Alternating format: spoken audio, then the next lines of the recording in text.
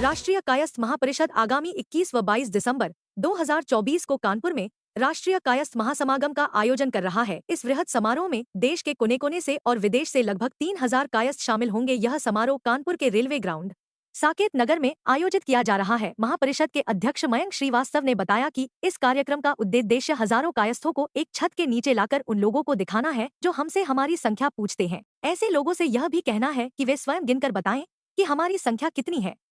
उन्होंने कहा कि अब कायस्थ युवा को नौकरी मांगने वाला नहीं बल्कि नौकरी देने वाला बनाना है।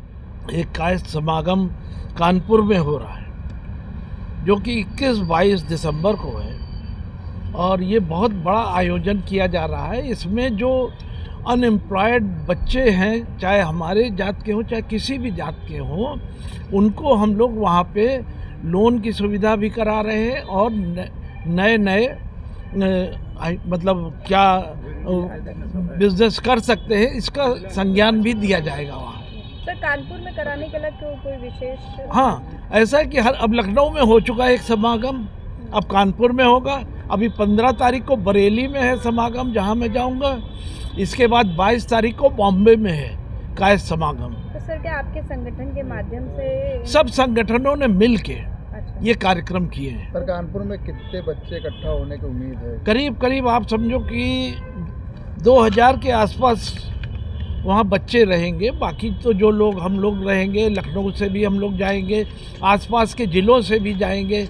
हम लोग वहाँ एक बड़ा समागम करेंगे और कम से कम 2000 बच्चों को हम वहाँ व्यावसायिक ज्ञान देंगे, जिससे वो नौकरी खुद नहीं, वो खुद नौकरी रखेंगे लोगों को। तो सर, क्या उद्देश्य, क्या कहना चाहेंगे?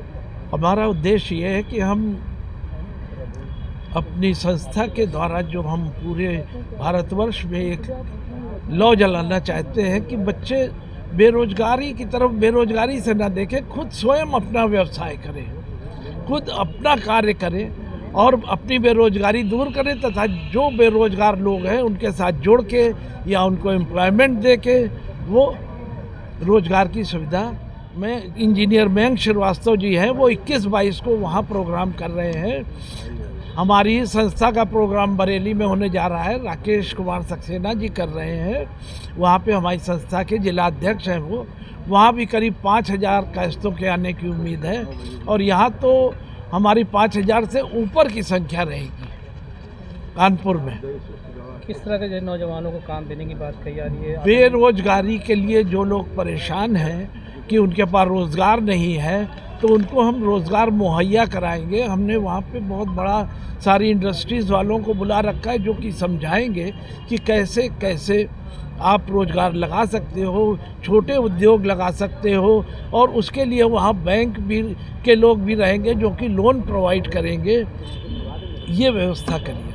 कायस्थ समाज हमेशा हर समाज को लेकर आगे चला है और कहीं ना कहीं अब जैसे हम उत्तर प्रदेश की बात करें, गंगा जमुना तहजीब में जो है कायस्थ समाज हमेशा जो है आगे रहा है। तो यहाँ इस माहौल में जो है जो नातिपाकियाँ लोगों के अंदर, क्या कायस्थ समाज इसको भी कहीं दूर कर पाएगा? देखिए, कायस्थ समाज तो देखिए शुरू से आप देखो, चाहे वो विवेकानंद जी रहे हों, उन्होंने भी पूर्णतः सनातन धर्म को जब एकदम ख़त्म हो रहा था तो उसको जीवांत किया। उसके बाद हमारे नेताजी सुभाष चंद्र बोस ने देश की आज़ादी के लिए लग के, कहीं भी ये नहीं था कि हाँ खाली कायस्थों के लिए किया, उन्होंने अपने घर वालों के लिए नहीं किया, केवल भारतवर्ष के लिए किया। हमारा कायस्थ समाज केवल वही कार्य करता है जिसमें हमारी भारत माता का भला हो, हमारा भारतवर्ष मजबूत हो, हमारे भारतवर्ष में जागृति आए। इन सब कार्यों के लिए ही हमारा कायस्थ समाज हमेशा से तत्पर रहा है। नौजवानों के लिए क्या संदेश देना चाहेंगे? कायस्थ समाज क्या कहना चाहिए? नौजवानों के लिए हम ये संदेश देना चाहेंगे कि आज के परिप्रेक्ष्य में हमारा समाज और हमारा सनातन समाज से ऊपर हमें सनातन को बढ़ाना है और भारतवर्ष को एक मजबूत राष्ट्र बनाना है किसी भी हालत में। जी सर, कायस्थ महासभा 2024 की तैयारी हो रही, क्या कहना चाहेंगे? कायस्थ महासमागम की तैयारी पिछले 2 महीने से भारत भ्रमण कर रहे हैं और पूरे देश के हर कायस्थ को इकट्ठा करने की तैयारी हो रही है कि सब एक छत के नीचे, एक मंच के नीचे इकट्ठे हो जाए उसका मेन यही उद्देश्य है कि पूरे देश में लोग पूछते हैं कि आप कितने कायस्थ हो। शायद कानपुर की धरती पे अब हम लोग उनसे पूछेंगे अब तुम गिनो हम कितने लोग हैं। इसलिए पूरे देश के भ्रमण के साथ ये तय हो गया है कि काफ़ी लोग इकट्ठा हो रहे हैं वहाँ पे। हर स्टेट से, हर जगह से एक अच्छी संख्या इकट्ठी हो रही कानपुर में। और इसके साथ संगठन मजबूत करने के साथ साथ, लोगों को कायस्थ समाज को मजबूत करने के साथ साथ, जो सबसे बड़ा धैर्य रखा गया, अहम रखा गया है कि अपने युवाओं को जो नौकरी मांगते हैं, उन युवाओं को बोला है कि नौकरी ना मांग के आप नौकरी देने वाले बनो। इसके लिए पूरे देश में मूवमेंट और तेज हुआ और लोग बड़ा एक्साइटेड हैं कि वो युवा लोग जो कि कानपुर में आएंगे। हम लोगों ने लक्ष्य रखा है कि 2000 लोगों को हम लोग कानपुर की धरती से उनको रोजगार दे के भेजेंगे वहाँ से। और लोगों ने पूछा कि रोजगार आप दोगे कैसे? तो रोजगार देने का एक टारगेट था कि जितने भी गवर्नमेंट डिपार्टमेंट्स हैं, चाहे इंडियन एयरफोर्स हो, आर्मी हो, HAL हो, ऑर्डिनेंस फैक्ट्रीज हैं, गवर्नमेंट डिपार्टमेंट के लोग अपना स्टॉल लगा रहे हैं वहाँ पर।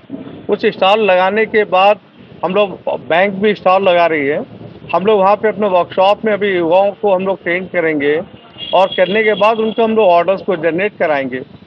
ऑर्डर करने के बाद परिवार के लोग कहते हैं कि पैसे नहीं हमारे पास में, तो बैंकर्स वहाँ बैठा है, वो बैंकर्स आपको तुरंत पैसे देने के, लोन देने की व्यवस्था करेगा। इस तरीके से हम लोग उनको रोजगार देके वहाँ से भेजेंगे और ये लक्ष्य 2000 लोगों के लिए है। अब चूंकि इस पूरे दौड़ भाग में जो मूवमेंट रहा, इसको देख के उत्तर प्रदेश गवर्नमेंट के MSME डिपार्टमेंट ने बड़ा एक पहल किया कि भाई आपने 20,000 लोगों को एक वहाँ पे इकट्ठा कर रहे हो MSME प्रोजेक्ट के लिए।